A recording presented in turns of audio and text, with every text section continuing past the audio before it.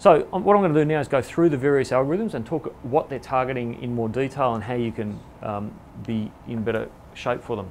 So Panda, and this is what Google said. This is what Google said about it. Basically, it's there to help promote quality websites that engage the users and deliver content and research and analysis, like good sites. Yeah, so sites that provide a good user experience. That's really what Panda is about. And it's designed, at the flip side, is to demote low-quality websites that don't provide a good user experience, that don't provide useful or original content. It's a filter, so as Dave drew up here, it runs external to the main algorithm. It's computationally expensive for Google to do this, so they can't. So what that means is that it can't be part of the core machine yet. So what they do is that they run it.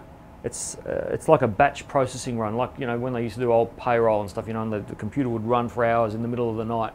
That's basically what the refresh is of the algorithm. And so they're refreshed periodically. I think at the moment Panda's running about every 4 to 6 weeks.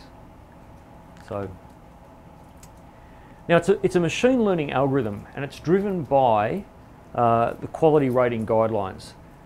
So what that really means is, okay, think of it like this. When you get a credit score, okay, a credit score is made up of a whole bunch of different factors. How long have you been working? How long have you lived at this address?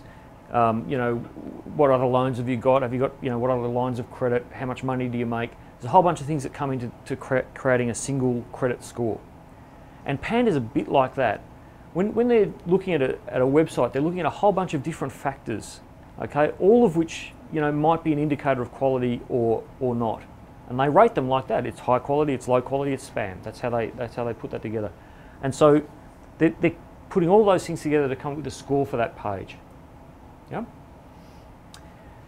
What they've done is by looking at the result of a whole bunch of quality rating. So when they've had the quality raters look at a page, and the quality raters have rated it manually, if they look at the patterns across a whole range of data, they can start extracting out. Basically, that feeds into the machine learning algorithm that says, oh, okay, if I see a page with this, and this is the score that I give that. Yeah. So just by looking at a whole bunch of pages, they can come up with the rules and give it a score. It's a page classification, so it's a document classifier. So that means that it works at a page level, and the factors are rated as high, low, or spam, and then that feeds into the overall score for the page. And remember, it then gets accumulated up to a site quality rating that's going to affect all of your pages.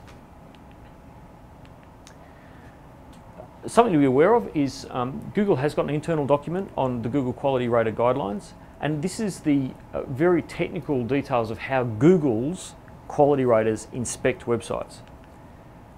It's kind of the internal version of what you see when you go to Google Webmaster Guidelines.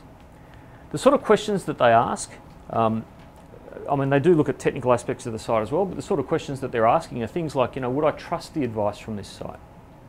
Would I give this site my personal details? Would I give it my credit card? If it's a medical site, would I take the medical advice that I'm getting from this site? And this drives the Panda algorithm. So in March, this was a 125-page document, and in June, so March, that's interesting because that's just after Panda first got released. It keeps evolving. Okay, in June, it was 161 pages. I've heard that you can apparently look for it online and get it. I'm just saying. What's in that document? It's all the stuff Google talks about. Don't be evil. Don't do keyword stuffing. Don't do hidden links. Don't do cloaking. Just don't have pure PPC pages. So there's some stuff like that in it, and a bunch of other stuff as well. But this is what Google's looking at when they're rating your pages.